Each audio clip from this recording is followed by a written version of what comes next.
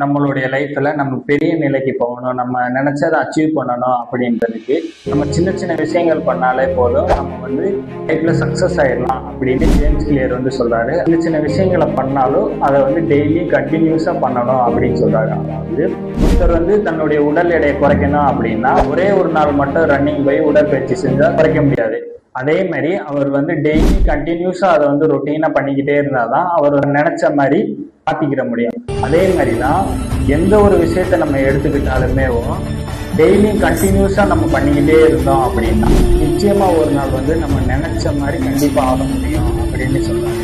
அதுக்கு எடுத்துக்காட்டுக்கு வந்து நம்ம மைண்ட்ல வச்சுக்கிறது ஒரே ஒரு விஷயம் தான். அது என்ன அப்படின்னா, நீங்க ஒரு விஷயத்த நீங்க வந்து ஸ்டெப் எடுத்து வைக்கிறீங்க அப்படின்னா வருஷத்தோட முடிவுல 35% வந்து நம்ம அதுல வந்து சக்சஸ் ஆயிருக்கோம் அப்படின்னு சொல்றாரு. அதே மாதிரி கெட்ட விஷயங்களை நம்ம தொடர்ந்து பண்ணிக்கிட்டே இருக்கோம் அப்படின்னா 0.003% வந்து நம்மளுடைய நிலைமை வந்து ரொம்ப மோசமாக்கியிருக்கோம் அப்படின்னு வந்து ஜேம்ஸ் கிளியர் வந்து சொல்றாரு.